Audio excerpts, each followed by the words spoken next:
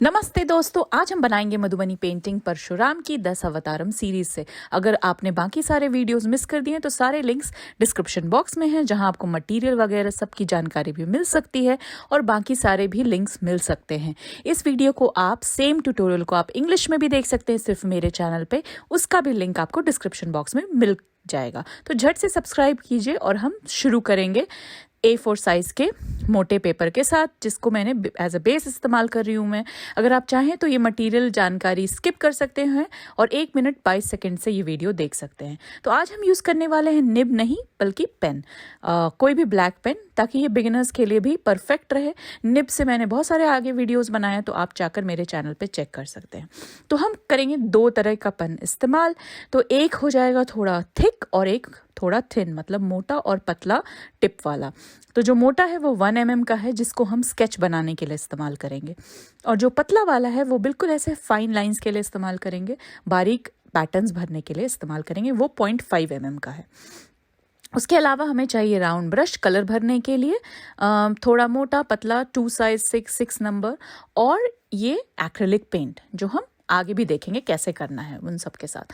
तो सबसे पहले हम शुरू करेंगे बॉर्डर से। तो बॉर्डर जो है हर बार की तरह हम पहले फ्रेम तैयार करेंगे, पर इस बार जो है बॉर्डर थोड़ा अलग है, सेम तरीके का नहीं है। मतलब मोटापा जो बॉर्डर का जो थिकनेस है वो सेम नहीं है, हमने थोड़ा सा कम रखा है इस बार मैंने, क्योंकि थोड़ा अलग डिज़ाइन बना रही हूँ। तो ये जो है अप्रॉक्सीमेटली 0.8 mm का है। तो उस तरह से हम बनाएंगे। सबसे पहले 0.8 mm नहीं, 8 mm, सॉरी, 0.8 सेंटीमीटर का है ये।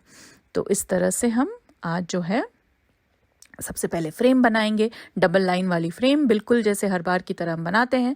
तो जो लोग ये वीडियो पहली बार देख रहे हैं या मेरे चैनल को पहली बार देख रहे हैं, तो आज हम बना रहे हैं मधुबनी पेंटिंग। ये एक तरह की ये एक तरह का फोक आर्ट है बिहार का, और इसमें डबल लाइंस का काफ़ी इस्तेमाल होता है। आपने ऐसा देखा भी होगा अगर आपने कभी मधुबनी पेंटिंग देखा है तो इसलिए हम सबसे पहले फ्रेम तैयार कर रहे हैं। और आज का जो पेंटिंग बना रहे हैं हम परशुराम का बना रहे हैं। 10 अवतारम की सीरीज हमने बनाई थी, और मेरा टारगेट है कि इस साल हम झटाझट बाकी सारे भी पेंटिंग्स ख़त्म कर दें। तो बहुत सारे वीडियोस आने वाले हैं दोस्तों, 2 वीक के अंदर फटाफट हम बैक टू बैक बनाएंगे ये, और इस सीरीज़ को टारगेट करेंगे कि ख़त्म कर दें। और संडे को स्पेशल एक एपिसोड आने वाला है, क्रिसमस स्पेशल, आपके रिक्वेस्ट पे। आप चाहें तो अपने रिक्वेस्ट कमेंट सेक्शन में भी डाल सकते हैं। तो आपके रिक्वेस्ट पे मैंने क्रिसमस स्पेशल एक एपिसोड बनाया है, वो मैं संडे को पोस्ट करूँगी, तो आप देखिएगा ज़रूर। तो बॉर्डर डिज़ाइन से शुरुआत किया मैंने, तो कुछ नहीं किया, बस फ्रेम में बीच बीच में मैंने ऐसे खांचे बना दिए, डिवाइड कर दिया उसको डबल लाइन से। और उसके अंदर मैं बना रही हूँ उल्टा, जो जी होता है, जी को बिल्कुल उल्टा लिखना है, जो लेटर जी होता है इंग्लिश का, उसी को उल्टा, या फिर आप कह सकते हैं स्पाइरल को अधूरा छोड़ देना है। स्पाइरल बनाना है पर उसको अधूरा छोड़ देना है, कंप्लीट नहीं करना है। और हमेशा एक छोड़कर एक, क्योंकि जो बाकी हम छोड़ देंगे जगह उसमें हम भरेंगे रंग, तो वो अंत में करेंगे। तो सबसे पहले डिज़ाइन बनाएंगे, तो इस तरह से आगे बढ़ेंगे, और यहाँ पे बिल्कुल उसी तरह से कंटिन्यू करना है हमें, उल्टा जी लिखना है बिल्कुल, और इधर बाकी का भी। तो वैसे ही हमें चारों तरफ ये सेम पैटर्न रिपीट करके ये बॉर्डर बनाना है। अगर आपको याद हो, अगर आप सबने देखा हो, तो जो मैंने बुद्धा की पेंटिंग बनाई थी तो उसमें भी यही लगभग डिज़ाइन बनाया था, सिमिलर डिज़ाइन यूज़ किया था। तो ये काफ़ी सुंदर दिखता है जब हम चारों तरफ से बना देंगे। बिल्कुल सिंपल है ये डिज़ाइन, परफेक्ट है बिगिनर्स के लिए। जितने लोग इस कला को पहली बार बना रहे हैं उनके लिए परफेक्ट है। अब ये बॉर्डर कंप्लीट करने के बाद हम आएंगे मेन हिस्से पे, जो फेस का हिस्सा है, जो बहुत बहुत इंपॉर्टेंट है, क्योंकि उसका भी एक यूनिक तरीका है बनाने का। तो फेस जो है बिल्कुल जो नोज़ होती है, सबसे पहले हम शार्प बनाएंगे, और लिप्स बिल्कुल इस तरह से रखेंगे, और ऊपर से एक लंबा कर्व लेते हुए नीचे गर्दन तक बनाएंगे। उसके अलावा हम क्या करेंगे, अब चूँकि हमें बाल बनाने हैं, तो सबसे पहले हम एक डबल लाइन यहाँ पे कर देंगे ऊपर से, और नीचे तक खींच के यहाँ पे जोड़ देंगे। तो एक अंदाजे से हमें करना है कि कान कहाँ तक आएंगे, तो वहाँ तक हमें करना है वो डबल लाइन, क्योंकि वो जो है वो बाल का एरिया है, और वो काले रंग से भर जाएगा, तो वो डबल लाइन बिल्कुल बीच में उभर के दिखेगा और वो अच्छा दिखेगा। ऊपर से हमें यहाँ पे, क्योंकि वो उनका जो है वो इस साधु का रूप है परशुराम का, तो इसीलिए हमने ऊपर से एक बड़ा सा बन बनाया, ये जटा जैसा बनाया, और कहने का ऊपर से एक ऐसे जूड़ा जैसा आप कह सकते हो, या एक जटा जो होती है बंधी रहती है साधुओं के ऊपर, तो वैसे एक आकार दिया है। और उसके बाद बनाएंगे जो मूंछ है और दाढ़ी भी बनाएंगे बाद में। पहले मैं आँख बना रही हूँ, तो आँखें भी जो होती हैं वो बोल्ड होती हैं काफ़ी मधुबनी पेंटिंग में। उसी तरह से फिर हम मूंछ बनाएंगे। तो ये फेस का जो है बहुत इम्पॉर्टेंट है ये हिस्सा, ये अगर आप कर लें और इस तरह से बाहर की तरफ थोड़ा दाढ़ी निकालेंगे, तो इसलिए देखो यहाँ पे क्या है, ये मधुबनी पेंटिंग का इम्पॉर्टेंट एलिमेंट है। आप चाहें तो ये जब आप फ्री हैंड करेंगे तो इस तरह के आपके इंटरसेक्शंस आएंगे लाइन में, लाइन एक दूसरे को काटते हुए निकलेगा, वो बिल्कुल सही है। इनफैक्ट वो बहुत ज़्यादा इम्पॉर्टेंट एलिमेंट है मधुबनी का, क्योंकि चूँकि ये कला जो है बिल्कुल ये फोक आर्ट है, इसलिए ये मोस्टली फ्री हैंड बनाई जाती है। तो इसीलिए हम वो आर्टिस्ट को रिस्पेक्ट करेंगे और बिल्कुल वैसे नहीं करेंगे कि पहले पेंसिल से बना लें फिर हम ऊपर से फिराएं। ठीक है, आप एज अ बिगिनर ऐसा कर सकते हैं, पर अगर आप इसको फ्री हैंड करेंगे तो उस तरह से आप सही तरीके से इसको सीखेंगे। फिर हाथ बनाएंगे। तो हर एक चीज़ का बनाने का एक तरीका है, तो अगर आप वो पैटर्न बिठा लेंगे और शुरू से ही फ्री हैंड से करेंगे तो वो आपके हाथ पे बैठ जाएगा और काफ़ी आसानी से आप ये कर सकते हैं। क्योंकि चूँकि ये बहुत ज़्यादा डिफ़िकल्ट तो है नहीं, ये बिल्कुल आसान वे में आपको एक कला है जिससे आप एक कहानी कहते हैं या अपने पेंटिंग के माध्यम से एक कहानी कहते हैं, तो इसीलिए उसको वैसे ही डिटेल में हम बनाएंगे। तो ये हम कमर का हिस्सा बना रहे हैं, चूँकि ऊपर एक बॉडी से अटैच्ड हमने दिखाया कि कुछ ऊपर ओढ़ रखा है उन्होंने, और दूसरी तरफ भी हाथ खींचेंगे इस तरह से और यहाँ पे उसको जोड़ देंगे नीचे की ओर से। तो इस तरह से हम रुद्राक्ष के हाथ में भी पहन रखा है, वो जो अपने ऊपर जूड़ा जैसा दिखाया वहाँ भी उन्होंने लगा रखा है, और हाथ में जो कलाई है उस पर भी बनाएंगे। ये छोटे छोटे गोल वाले जो है वो ऐसे दिखा रहा है कि वो उन्होंने रुद्राक्ष हाथ में डाली हुई है। अब ये फोल्डेड हैंड बनानी है, क्योंकि एक हाथ में उन्होंने हाथ में जो है फरसा पकड़ा हुआ है, तो वो एक तरह से हम दिखाएंगे। तो इस तरह से लाइन खींचनी है। और बाद में हम इसको क्या करेंगे, यहाँ पे डबल लाइंस नहीं इस्तेमाल करें, क्योंकि ये पेंटिंग हम कचनी स्टाइल में क्रिएट करें। कचनी जो है वो मधुबनी पेंटिंग का एक स्टाइल है, टेक्निक है, जिसमें हम पैटर्न्स भरते हैं पूरे पेंटिंग के अंदर और रंग कम इस्तेमाल करते हैं, ज़्यादातर पैटर्न्स का इस्तेमाल करते हैं। तो वही चीज़ हम बनाएंगे आज इस पेंटिंग में। कचनी का इस्तेमाल करेंगे, भरनी नहीं करेंगे। भरनी होता है, जैसा कि नाम सजेस्ट करता है, भरनी मतलब भरना, जो कलर से हम भरते हैं, लेकिन आज हम करेंगे कचनी जिसमें हम पैटर्न्स भरेंगे। तो इस तरह से हम यहाँ पे पैरों को मैंने थोड़ा सा हल्का सा टिल्ट करके ऐसे दिखना है कि मोशन में लगना चाहिए आपका। जैसे मैंने कहा कि हर एक पिक्चर से आप एक कहानी कहते हैं, तो ऐसे थोड़ा मोशन डालने के लिए आप हल्का सा अगर पैरों के पास टिल्ट कर देंगे तो लगेगा कि वो चल रहे हैं या जो फिगर आप बना रहे हैं वो मोशन में। तो इस तरह से हम नीचे की तरफ ज्वाइन करेंगे। और उन्होंने धोती पहन रखी है, तो ये दो ऐसे जो है लटकते हुए कि, क्योंकि धोती को हम बांधते हैं कमर पे, तो उसी तरह से हमने यहाँ पे दर्शाया है। और नीचे जोड़ के हमें पाँव बनाने हैं। तो पाँव बहुत आसान, बिल्कुल आपको इसमें कुछ भी ज़्यादा खास करना नहीं है, पाँव एकदम आसानी से आपको बनानी है। ऐसे नेल्स भी दे दिया थोड़ा हमने डिटेलिंग में, और आगे ऐसे करके 5 उंगली बनाने हैं और नीचे से बिल्कुल तलवे से जोड़ देना है उसको, और इसी तरह से पाँव बन गया आपका आसानी से। अब यहाँ पे चूंकि परशुराम का फिगर है तो वो तीर कमान भी रखते थे, तो इस तरह से हम यहाँ पे वो भी दर्शाएंगे, वो भी दिखाएंगे। और इधर से थोड़ा लाइन जो थोड़ा टेढ़ा है, तो मैंने इसलिए 2-3 लाइन डाल दी है ताकि वो कवर हो जाए। और यहाँ पे इसके अंदर बहुत सारे तीर हैं, तो तीर का कुछ नहीं, आपको लाइन लाइन लाइन लाइन खींचनी है और इस तरह से जो है यहाँ पे ऊपर ऐसे एरो जैसा बना देना है ताकि वो लगे तीर है। तो इसके अंदर और थोड़ा सा डार्क करेंगे और यहाँ पे भी लाइन से थोड़ा डार्क कर देंगे। तो बाद में भी वैसे भी हमें सारे चीज़ डार्क करना है यहाँ पे, चूँकि कचनी में आप अगर ऑब्जर्व करेंगे बहुत सारे आर्टिस्ट की पेंटिंग, तो कचनी में जो है डबल लाइंस का कम इस्तेमाल होता है। आप चाहें तो कर सकते हैं एक पैटर्न को दूसरे से अलग करने के लिए, वो भी मैं दिखाऊंगी कैसे। पर जो कचनी में है मोस्टली आप देखोगे कि आउटलाइन जो होती है थोड़ी बोल्ड कर दी जाती है, डार्क कर दी जाती है, और भरनी में ज़्यादातर डबल लाइंस, क्योंकि वो बेसिकली एक कलर को दूसरे से सेपरेट करता है और उसी तरह से सुंदर लगता है। तो यहाँ पे हम नीचे जो है हमारा ये हो गया, जो बो एंड एरो बनाया तो हमने इधर तीर बना लिए थे तो कमान भी बनाना है, तो इस तरह से नीचे करना है और उसको ऐसे एक धागे से जुड़ा रहता है वो, तो इस तरह से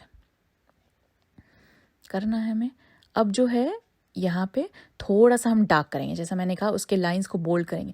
उससे दो चीज़ होगा, दो फ़ायदा होगा। एक तो वो बोल्ड हो जाएगा और वो हाईलाइट होगा जब आप पैटर्न्स भर देंगे। दूसरा क्या होगा कि वो ना बिल्कुल वैसे दिखेगा कि नीट दिखेगा। जो लाइंस हमारे थोड़े बहुत, जब आप फ्री हैंड कर रहे हैं तो थोड़े बहुत टेढ़े मेढ़े, करेक्ट लाइंस नहीं, या कहीं पे इंक थोड़ा बिखर गया, तो वो चीज़ को ठीक करने के लिए आप इसको पूरी तरह से बोल्ड कर दें। तो जब आप उस पर बार बार फिराएंगे, जब आप बार बार उस पर पेन फिराएंगे तो वो बिल्कुल बोल्ड हो जाएगा। तो मैं वो कंटिन्यू करूँगी और उसको झटाक से ख़त्म कर लेती हूँ। पूरी तरह से आपको बोल्ड बना के ऐसा दिखेगा।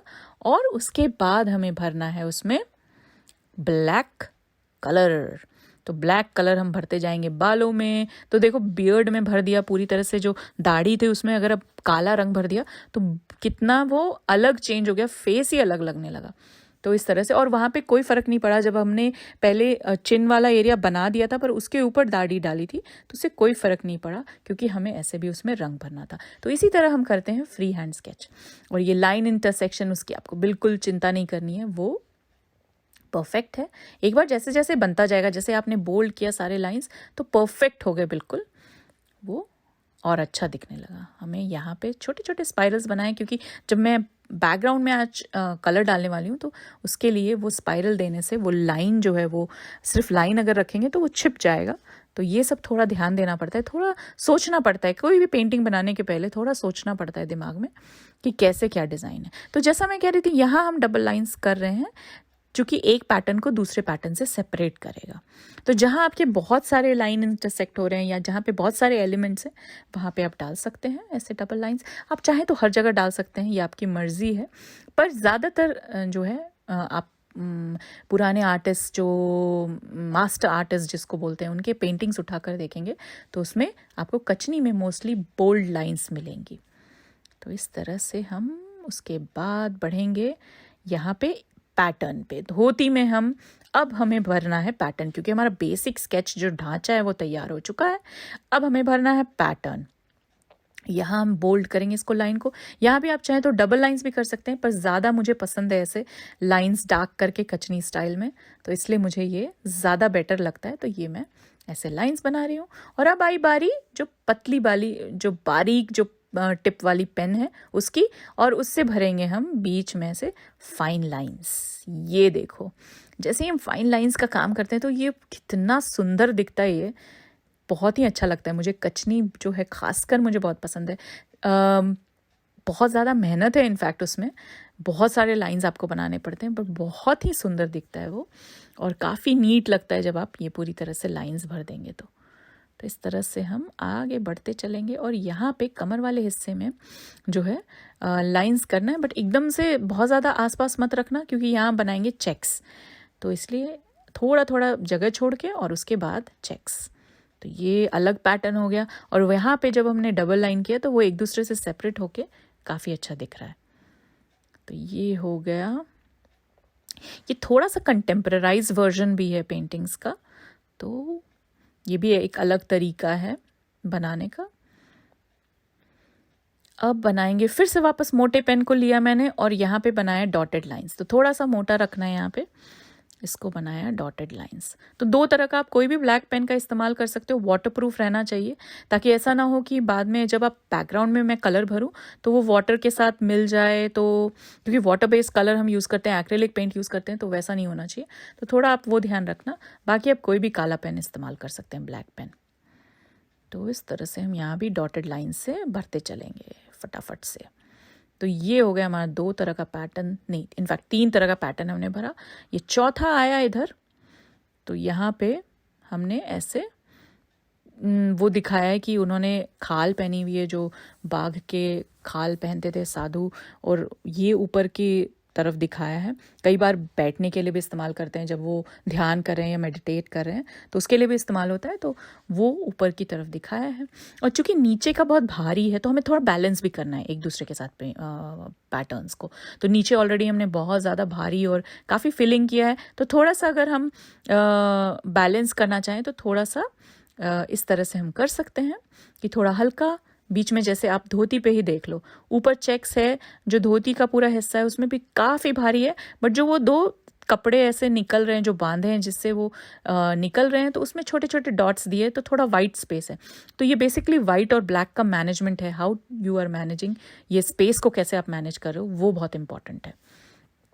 तो इस तरह से हम भर दिए, पर वो काफ़ी खाली लग रहा है, मैं उसमें बाद में कुछ और पैटर्न भरूंगी। तब तक हम इधर काम करेंगे, जो हाथ में उन्होंने पकड़ा है फरसा उसमें काम करेंगे, क्योंकि उधर का थोड़ा इंक सूखने देंगे। चूंकि ये रोटरिंग पेन इस्तेमाल कर रही हूँ मैं, तो इसमें इंक भरना पड़ता है, तो ये इंक का काम है, तो काफ़ी स्मज होने का चांस रहता है कि बिखर ना जाए वो कलर, तो बिखरे इससे पहले थोड़ा हम सूखने देंगे और इधर काम करेंगे, क्योंकि काफ़ी जगह हमें पैटर्न्स भरना है।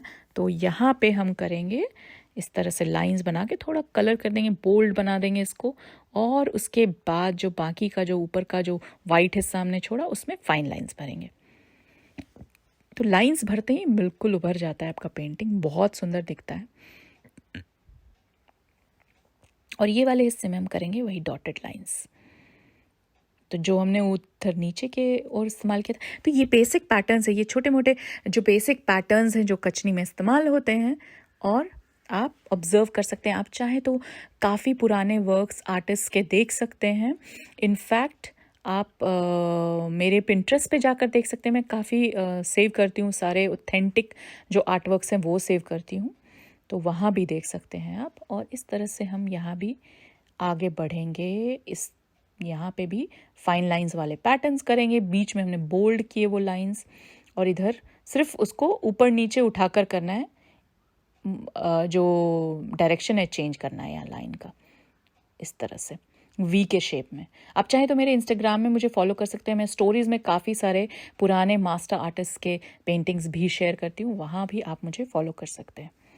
तो इस तरह से हम यहाँ पे, जैसे मैंने कहा था कि थोड़ा खाली लग रहा था मुझे, क्योंकि बाकी हाथ वाथ में कोई कलर नहीं आने वाला है, वाइट रहने वाला है, तो यहाँ पे हम छोटे छोटे डॉट्स से उसको और थोड़ा डेकोरेट कर देंगे, सजा देंगे, और अब वो ऐसा दिखना चाहिए जब आपका स्केच कंप्लीट हो जाए।